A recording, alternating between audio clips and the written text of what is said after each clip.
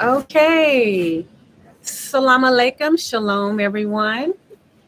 We apologize for our tardiness. No one is in the chat right now. Or maybe in the back office is what I call it. But welcome. Someone just came in. We do apologize for being late. Um, before we get started, as you come in, please hit the like button. If you haven't subscribed already, please do subscribe. We have 4 people in the chat room. Thank you all so much for joining us. Please hit the like button, subscribe, and share. We have Dr. Ceesay, presidential candidate, that we're sitting with today. Please share the information so others can come on. We're discussing the diasporan's future here in Gambia. So, real quick, we're going to welcome Dr. Ceesay. And if you would just give a brief introduction. Well, thank you very much. Thank you, Awa. Thank you for having me on your program. My name is Ismaila Ceesay. I'm the party leader and the presidential candidate for Citizenship, a new party established in the Gambia about 2 years ago. I was born in Gambia from a town called Brikama. Okay. I did my education, primary education there, and I did my high school education in Sierra Leone. Then I moved to Sweden, lived there for a couple of years, lived in the UK as well, where I studied. And when I returned to the Gambia, I worked at the university as a political science professor. Some point head of political science department and director of the master's program in international relations and diplomacy. Okay. And also now I'm a full-time politician. Okay. Wow. That's a lot, a mouthful. So you've been to other parts of Africa, Sierra Leone. I hear it's very beautiful there. Maybe one day we'll get to visit. And you've also been to Sweden, outside of Africa. So what made you come back to Africa? Well, when I moved to Sweden and I was living in Europe, I saw how developed those societies are. And I looked at also why were they more developed than us? We had more resources than them, Oh, but yeah. they got more developed than us. And it was when I made a decision that I want to be part of the generation that will build the modern Gambia. And that I wanted to use my knowledge to lift people out of poverty in the African continent and to change lives in a positive way. Yes. That is why after finishing my studies, I decided to come home. At a time when there was so much brain drain, professionals leaving Africa going to work in the US and in Europe, I decided to be a brain gain for the Gambia so that my knowledge, my experience, and my expertise Yes. is used to help develop the Gambia and the Okay. African continent. Okay. Okay. That's wonderful. When I think about the diaspora, I think about 2 different types. I look at the prodigal son who left looking for better, realizing that the best is here, so he comes back to his father's land. And then you have the ones, Joseph, who were taken. Yeah. Joseph, he was restored to his people, and everyone began to prosper. So it's important that the prodigal son comes home and that the Josephs come back Yeah. and help develop Africa. So that's commendable. But you didn't just come back. You're running for presidency. Yes. So I know that wasn't an easy decision.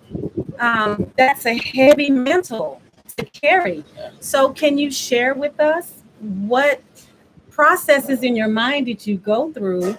Everyone wants, well, not everyone, but most politicians want to help, but not all want to be president. Yeah. So kind of explain to us how you came to, I guess, the conclusion that you would want to run. Well, initially, when I decided to come home, the idea was to be part of that generation of young Gambians that will transform us. And then we had 2016. Then there was a new government, a coalition that came with a very, very attractive agenda, an agenda for development and an agenda for democratic consolidation. We all supported that agenda. Okay. But at the end of the day, the promises were not fulfilled. There was so much.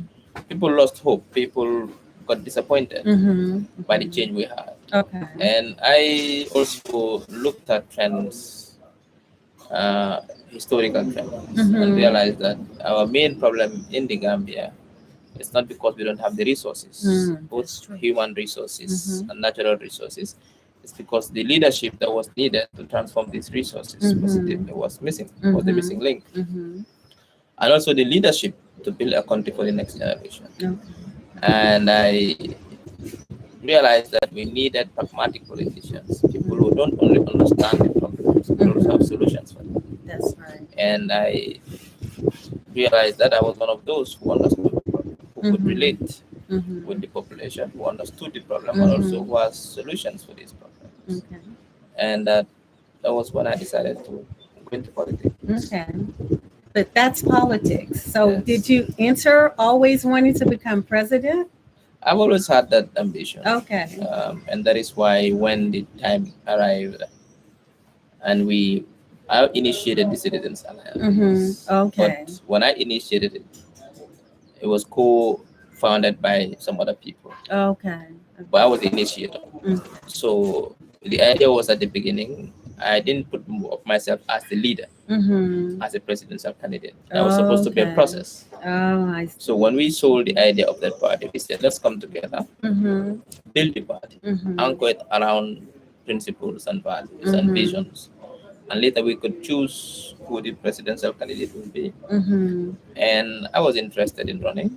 Others were interested, but I emerged to be winner of that process. Okay. So that made me the presidential candidate. Oh, wow. Okay. Okay. Well, I'm excited for you. The diaspora coming back, there's really no impact that we can make regarding who's the next president, and to be honest with you, I'm not even certain if we've been here long enough to understand the political climate and the people. We're still learning and trying to, find our way. But we do wish you the best. Thank you. Definitely, we wish you and the party the best. So, what will you do differently? Well, what I would do differently is the manner in which wealth will be distributed in society. Currently, the wealth is not equally distributed. There's so much inequality in society. Why? Because the wealthy are getting wealthier. The rest of the population are living in abject poverty. Why? Because we did not build a country where every child has an equal opportunity to have a good start in life.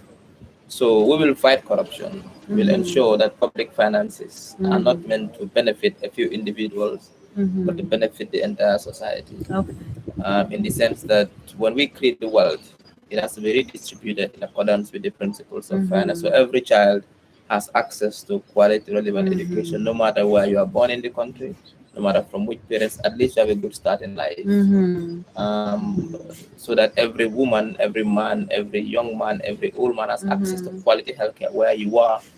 You don't have to travel that far. So for us, it's about providing the basics so everybody can live a dignified life. Jobs for our young people, so they don't have to take the dangerous route to Europe looking for greener pastures. Healthcare facilities for every single Gambian, no matter where you are. Quality, relevant education for every Gambian child, whether you are disabled or not, whether you are from a poor family or not, whether from a village or a city. Clean water for everyone, no matter where you are. Cheap electricity for everyone. That is our focus. We were so much focused on solving today's problems and forgetting that we should also build a country for the next generation. Because it takes one generation to build a country for the next. We fight abject poverty, we fight ignorance, we fight disease. Our young people have jobs, people have access to quality healthcare, we have good roads so we can connect communities. This is our task today. But also another task is to come up future challenges and opportunities and see how we can start building the country so the next generation that will come, they would also live a dignified life. They'll find a country that is ready to receive them, especially our population will be 5 million people in 2050. The majority will be young people. We need to start thinking of what kind of jobs are we going to provide for them. But the world is changing. It is. The jobs that are valid that are important today or relevant today might not be relevant in 2050. That's So you have to start thinking of how do you start providing jobs that have not been created yet. And this is a dual task. So we have a very difficult, this generation of politicians like us. Yes. Our job is harder because why?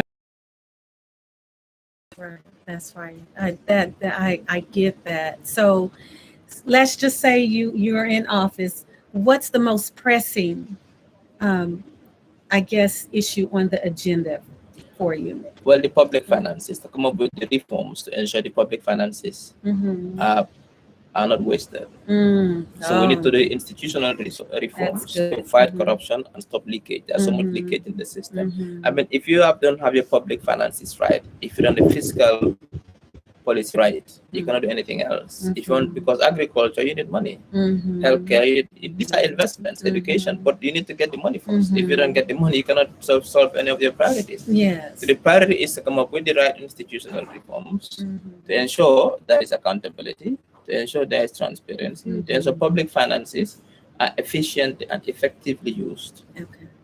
So to do save from Western that's a big one. and grants, once we reduce that and we're able to get control of our finances, so these reforms need to happen so that we fight corruption, so that the civil service is reformed and is fit for purpose. So the state-owned enterprises are reformed and they bring dividends to government, but also serve the people. So for us, the reforms are key, the right legal reforms, because currently our legal framework is not fit for purpose. That is why we fought in 2016 to change it, to change the issue of citizenship. These are contentious issues, issues of human rights, the issue of election, electoral laws. We need to change all those things. So for us, it's about getting the institutions right, building the right institutions. Because if the institutions are not right and if they're weak, everything else will fail. That's good. Foundation. That's really the foundation. So I mean, that. You can't build a solid house when there's issues in the foundation. So so now you have repatriates coming home, claiming Gambia, parts of Africa as places that we have right to return. So with us returning, where do you see our future as repatriates here in Gambia? Well, repatriates have a very bright future here. I think Gambia is ready to receive our brothers and sisters who left before, not voluntarily, but who were forced to leave before, and now they think that they want to come back. We need to find the right framework, because this is new to everyone. It's new to Gambia, it's new to the people. So through education, through cultural orientation, and also through the right laws, how do we welcome repatriates back? Because they bring in a lot of wealth, they bring in a lot of knowledge transfer and expertise. How do we make best use of that? As a Pan-Africanist who believe in the Pan-Africanist ideal, we are ready to come up with the right frameworks to make sure that you feel at ease, to make sure you feel at home, to make sure that there is no line between the repatriates and the locals. That all becomes one. Yes. That you are locals, you are Gambian, and we see you as Gambian, and there is no, both legally, culturally, whatever, that we see you as Gambians, and we don't want to have that line between these are the repatriates and these are the Gambians. No, to build a society which is one and all inclusive, so that you feel Gambian, just like another Gambian. So you feel that this is your home. But that needs to, the mindset of the people should be ready to change their mindset, accept the situation, but also change the laws and the legal frameworks to ensure that you also feel that you are a citizen of this country. You have a right to be here, and you can contribute just like another Gambian. You can make best use of the opportunities in this country, in business, in education, in everything. So I think this is important. Yes.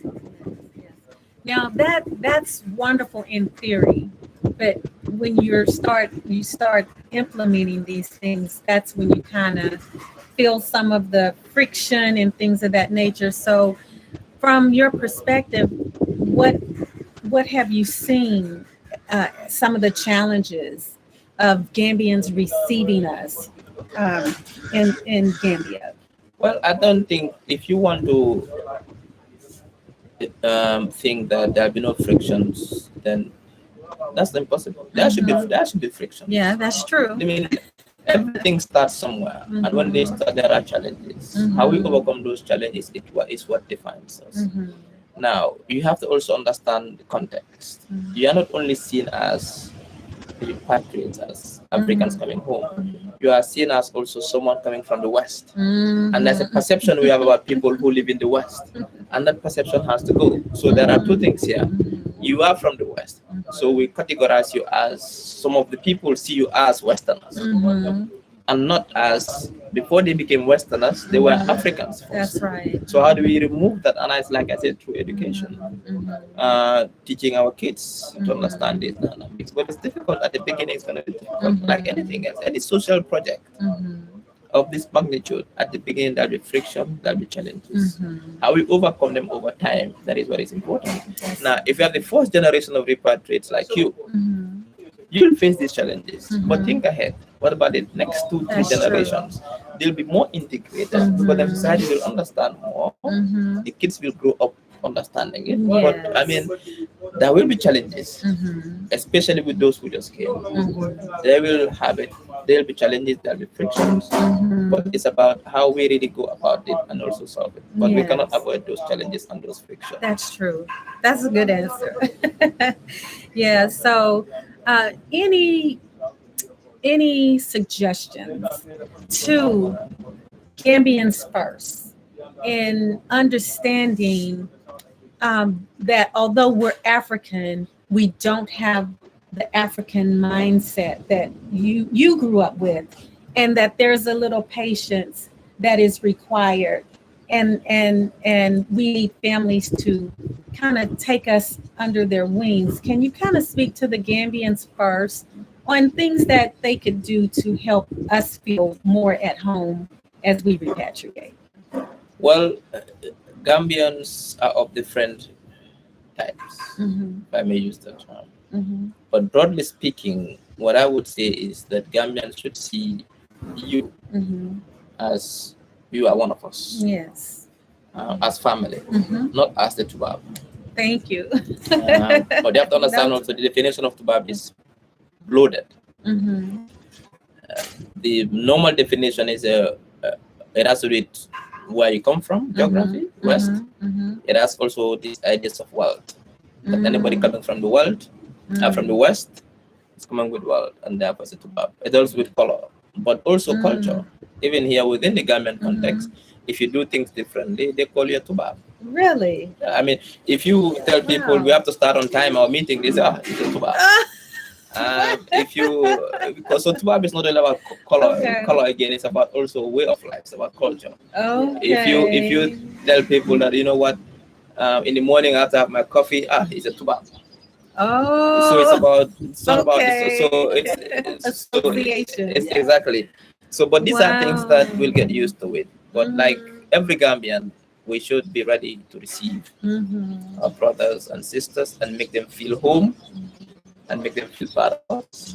And also utilize their resources in terms of wealth, in terms of knowledge, in terms of capital. Because when you come, for every single repart that come, at least you'll provide jobs for our young people. At least you'll bring some knowledge, you'll do some knowledge transfer.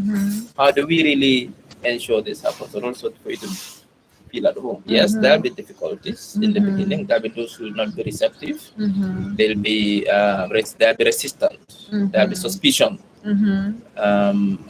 And that's quite normal in any society, wherever you go to, whether in Africa or in the West. This is quite normal. But these are things that we'll have to overcome with time. With a lot of education, a lot of discussions, we will overcome these things. But like I said, we will do our best as politicians, as people who have voices to raise these issues.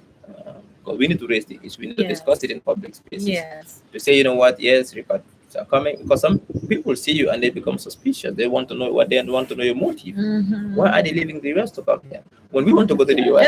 I don't even understand my point.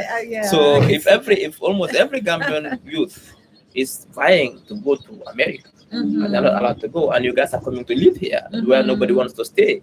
They become suspicious Yeah. that what is their motive? What do they want? Why are they coming here? Mhm. So we need to do a lot of discussions, a lot of talking. a I've lot never of, thought of that. a lot of, for people to understand that yes, they are coming not because of they've been chased away from the US or because they are coming to take our land, Yeah. not because of that, but because they feel that this is where they feel home spiritually. Yeah. It's like going back to your home, going back to your roots. Yes. So we need to do a lot of discuss, a lot of education needs to be done. Yes. I see future forums. Because I never would have thought that people would see us or wonder what our motive is coming from the U.S. because they see the U.S. as heaven on earth. And but we have to share our perspective as, you can only imagine, growing up not knowing, your mother and your father, but you're on this quest. And this land is our mother and our father. This was the birth of, in America, we would be a certain way. We couldn't understand why we were so different. We were wired so differently. But when we come here, we see aunties and uncles and cousins, and we understand why we're the way we are, why we're so vibrant and energetic, and so that's what. But you have to understand one thing, that many of us don't know the history. The history of why it happened in the first place. The history of why were you in the US in the first place. The history is limited. If we don't learn history in schools, this history of slavery, we don't understand it that much. What we know is that these are Black Americans. They're Americans. So were they part of us or not? Where did they come from? Very few know that. So when they see you, they don't see you as someone who lived in Jufure before and was forced to go to the US and now wants to come. No, they see you as an American who wants to come and live in Gambia. That's how they see it. Yeah. Well, I'm going to start reaching out to see if we can go into some schools and just kind of give them art, because personally, where I'm from, we had a family graveyard where all of our forefathers were buried. And we actually did have a forefather that was in the cemetery who was a slave. And we were able to go to that, cemetery and see his grave and see, the graves of all of his children. So for us, slavery wasn't just in the mind. It was, we looked at it, so it's important that we share our stories. It's important. I mean, we need to have a discussion on repatriates. Who are they? Who are they? Yes. We want to know. Yes. What do they want? Yes. Why are they here? We don't know that. So why you guys also, why I fault the repatriates is that you take it for granted that we should know. And that you take it for granted that we should have sympathy for you. We don't know the history. Yes, we do. You're right. We That's don't know the so history. true. Do you understand my point?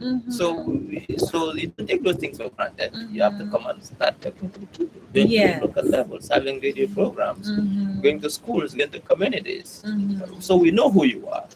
So the suspicion is out. But once there is this we and them, and you feel that, they're not accepting us, and it's not gonna help none of us. Yes. Okay, so that was deeper than I thought it would go, but it was excellent. So you spoke to the Gambians. So now let's speak to the repats.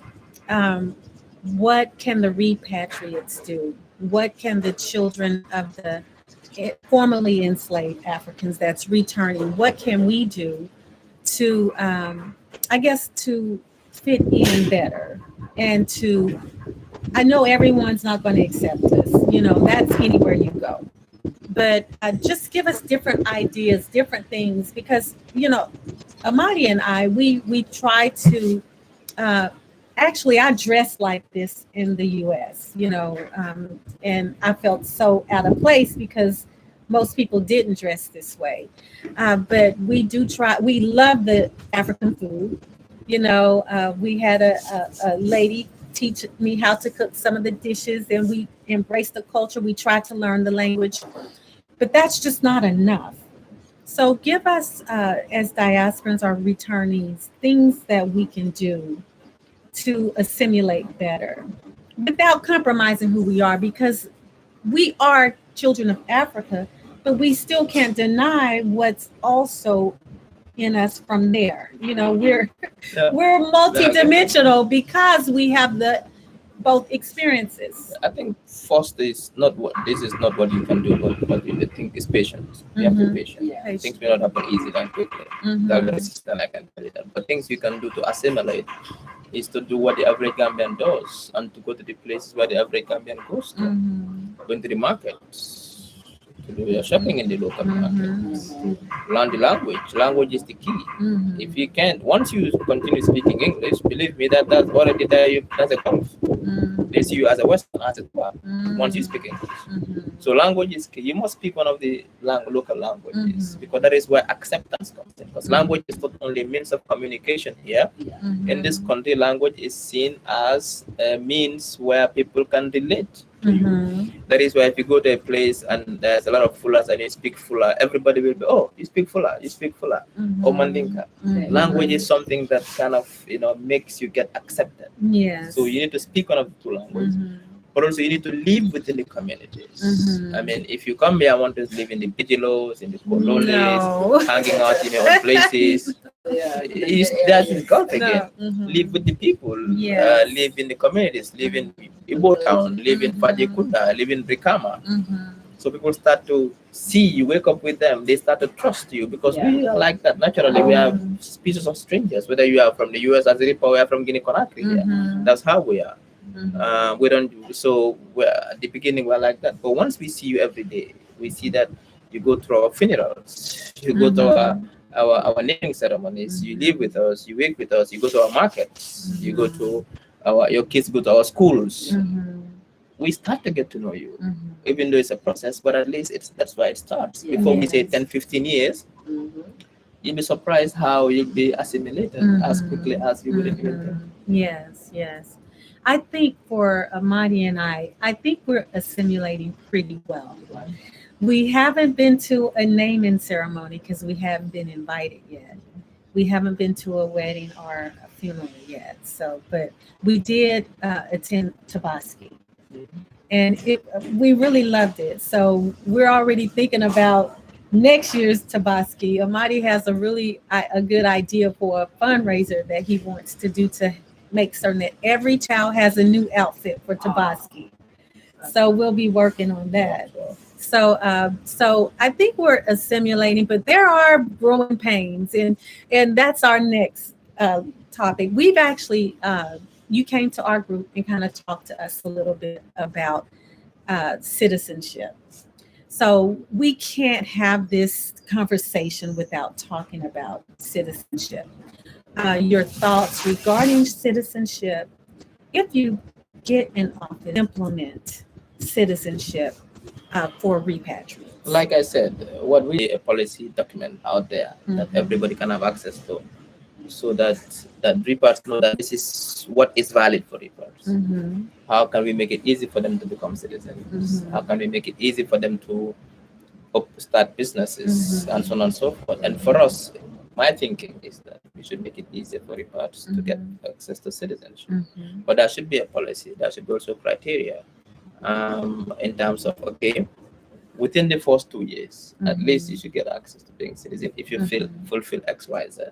If you've proven that you've been living here for the past 2 years, contributing in one way or the other, you've not committed any crime, you speak either one of these two languages, you need to integrate.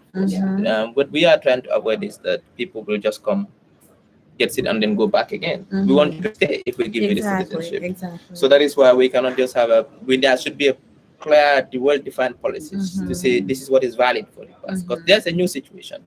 What is the new situation? We have a lot of our brothers and sisters who are forced to leave. They are wanting to come home. How do we make their stay worthwhile and welcoming? There should be a clear policy for that.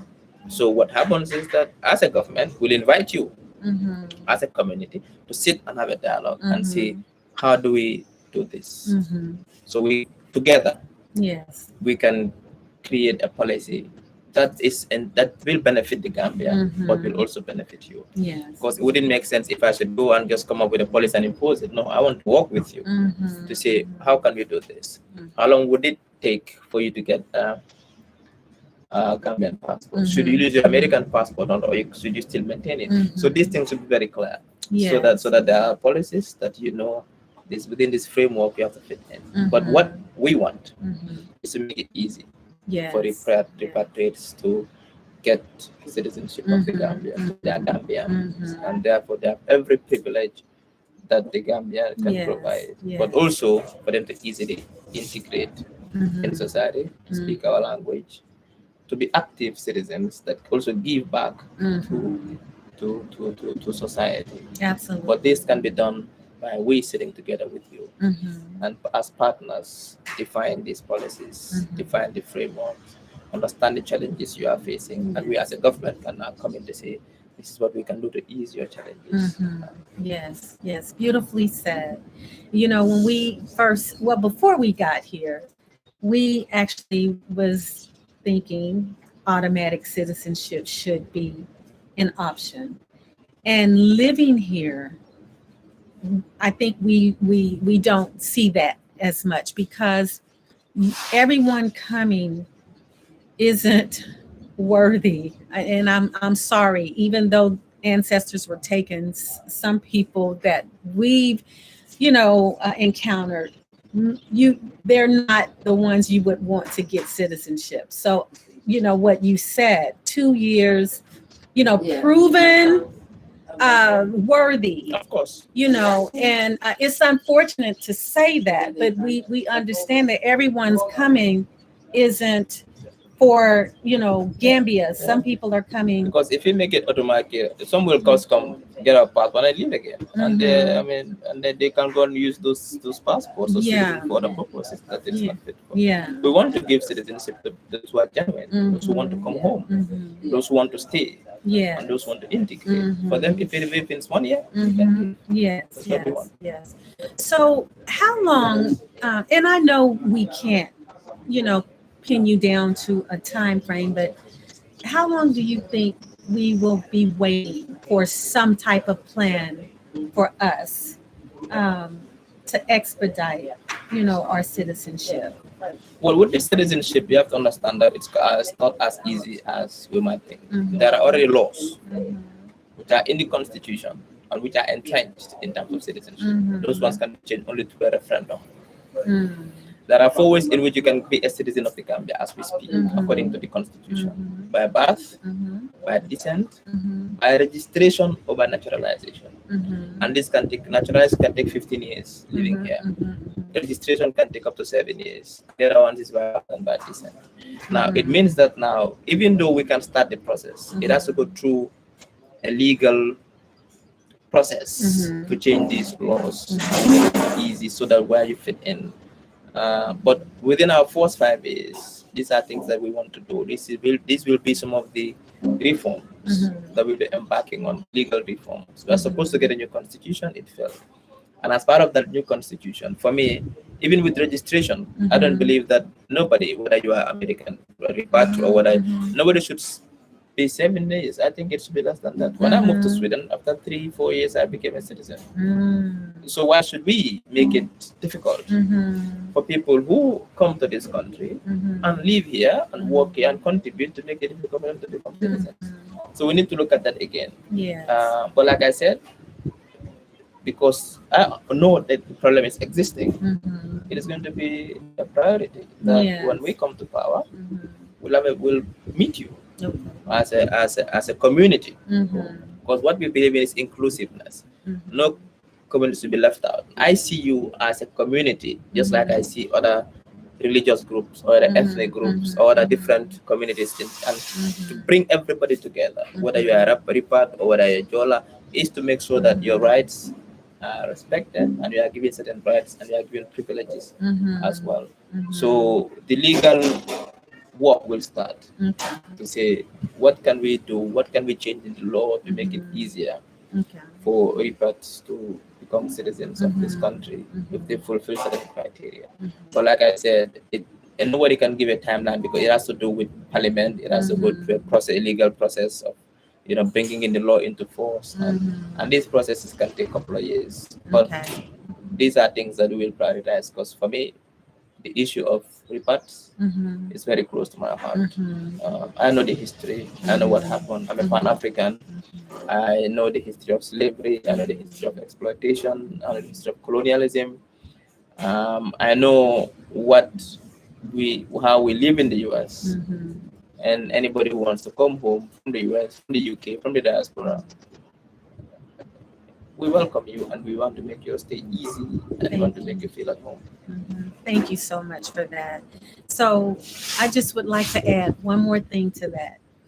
In you all's consideration of revamping the Constitution, can we have something for us? We don't want to be included with any other ethnic group, because we see ourselves as very specific. We were taken. So whatever, say someone from Sweden, their amendments should not be what we get, because our forefathers actually came from here. We shouldn't be put in the same category. That's very hurtful and offensive. But if we want to start to compartmentalize and put you in different categories, we will not solve the problem of seeing you as one.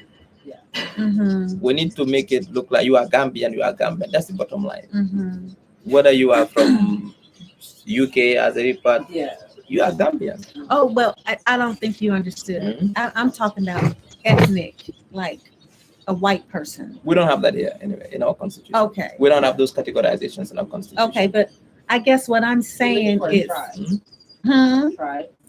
exactly. Whenever we get whatever considerations, it should be for the descendants of the enslaved Africans that were taken. Another ethnic group that took us should not be able to benefit. Then it wouldn't be an equal Gambia. No, but we don't have that here. Here, what is in the constitution is a Gambian is a Gambian. We don't give privilege. In fact, there is no other group that benefits from anything. We have only a few ethnic. When I say ethnic groups, I mean those that are indigenous. Let's say the Mandinka, the Jola, these are Gambians.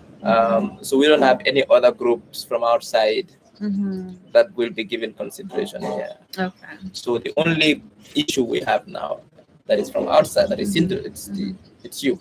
The repart. So there's nothing else. Okay. There is no other outside group or groups or communities that are on the colony. It's only you. Yes. And so now it's about you, we the indigenous, and also you who were here before and you are coming back. How do we make sure that the laws are right so that we are seen as one community and not as different communities whereby this law applies to this and this law does not apply absolutely. to this. Oh, yes. So what we want to see is that, look, there's a law, there's a framework that if you are want to repatriate back to Gambia, whether you are from Britain or from a US, as long as you are an African and you are a descendant of Africa, these are the policies. Yes. These are the criteria that applies to you. Once you fulfill that criteria, you are a Gambian. Okay. You can live here, you have your business, you do your agriculture, you have your restaurant, you want to work, you even work in government. Why not? You can work in central government, you can work as a teacher. Why don't you just live your life as a normal Gambian at this societal level? That's up to you. You learn the language, you mingle, you live with them, and then it makes it easier for you. And before you know what's happening, because you also have to understand, it's not about you. You will leave at some point. Your kids will grow up here. Your grandchildren will grow up here. Will you lay those foundations for them? Yes. Okay, I think I said it incorrectly when I was saying something separate. I was saying return, because you have other people who come that are not descendants of slaves. Like which one, for example? White people. No, not yet. They don't come here. Okay. No, they don't come as. They come as tourists, and they come as. I'm gonna tell you why I said that. And this is a real soft spot. There's a lot of healing on both sides of the ocean that has to take place because of what took place with colonization.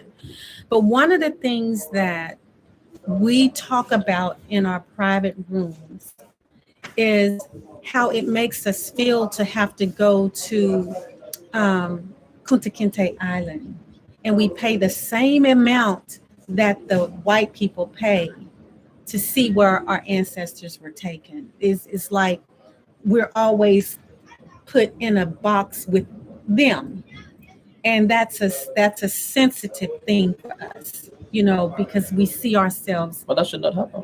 It shouldn't. Yeah, exactly. That is So- why I said Mhm. we need to sit with you guys Mhm. and we know exactly what your What we're challenges thinking. are, and then Yeah. what policies we can bring with. That should not happen. Mhm. You should not pay Yeah, to go and see. we your- don't mind and paying. even here, you are not the only ones Mhm. suffering from Mhm. this. Absolutely. We have Gambians who are not allowed to get into the beach because the white man is having dinner. Yeah. Wow. During the tourist season, at the heart of the season, if you go to Senegambia, the security will stop Gambians and say, this time you cannot go to the beach because the tourists are having their dinner in our own country. Wow. That's not right. Wow. Unfortunately. Mhm.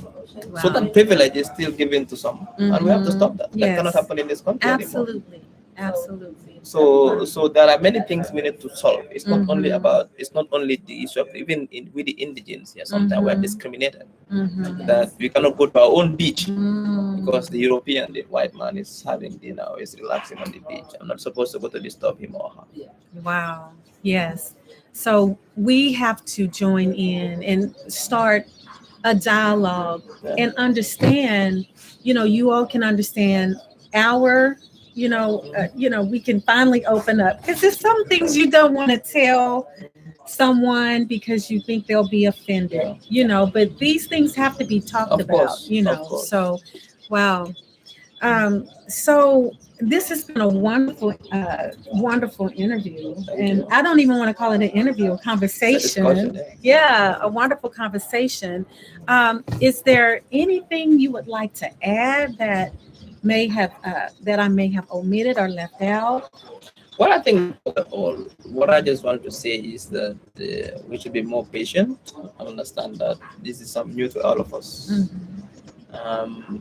20, 25 years ago, this was not an issue in the Gambia. We didn't have reports coming home Mhm. to say they want to come back home. Mhm. Now we have a situation. How do we deal with it? And this thing will take time. Therefore, we should just work towards it to make it happen. Mhm. But like I said, many Gambians welcome you. Mhm. But We feel that. everything is like it's a paradise and want to come and live here. It's not a paradise, believe us. But that is I know because I've been to the US many times. Mhm. But the average Gambian here, most of us in the US are still, everybody wants to go there. Mhm. That is why they reject us. We apply for visas 100 times and we got rejected, and we think that's the end of our lives. Mhm. So why should you leave that place and want to come here where people are dying in the city? Yeah. Why? That question, why? So that brings us also, what is their motive? Mhm. Why are they coming here? And for us to break that thing, we need to communicate more with them. Yeah. To understand Yeah. more the history around it. And also, but like I said, this is a process. It's gonna take time. But hopefully at some point, everybody will come to understand that these are family, these are brothers and sisters who are forced under difficult circumstances to go and live in another man's country where they were exploited and still continue to be exploited, and they are tired of being exploited, Yes. and now they want to come home and Absolutely. build the continent. Yes, that's so true. That's so true. So, guys, thank you so much for sitting with us. Do you have time to go through some of these questions? I know you have a busy day. If not, Yes. you have time to for us to go through some Can of we the take questions. three? 3? Okay, let me see if I can find. I don't have my glasses. Let's Can you see. set this guy?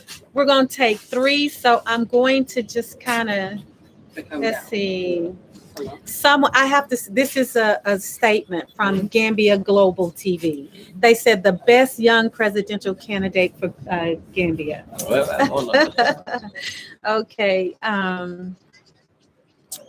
Okay. He's just giving you a lot of accolades. Let's see. I'm looking for questions. You're dropping jewels. Dr. Ceesay, 100% right. Let's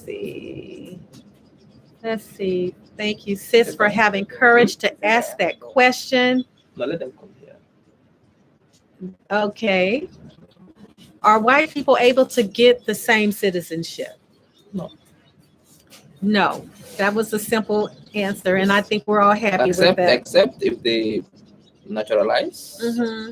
or But that's different, right? if they have family and they are registered, there are laws that give Mhm. citizenship. Whether you are white or black, there are laws. Once you fulfill those laws, we give citizenship. What we are saying is that we need to give privileges, extra privileges to rivers, because this is a different category. Mm-hmm. But whether you are white or black or Indian, once you fulfill the criteria of what the law says of a citizen, you can become a citizen. Mhm. Nobody can stop you from that. Yes. Yeah. What we are saying is that there should be extra privileges for people like you. Yes. Yes. And that's all we want.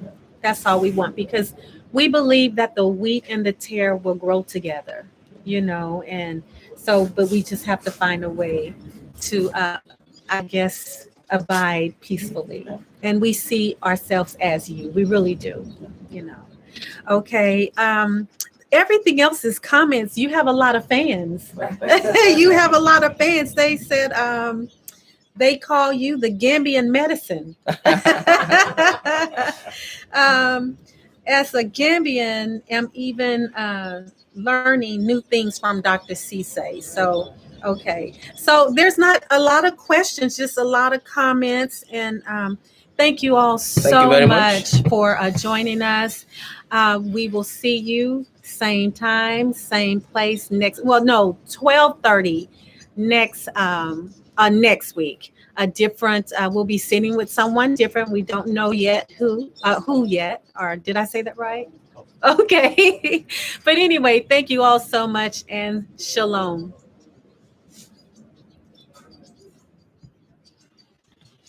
Thank you very much. Thank you. Thank you so much. What are they?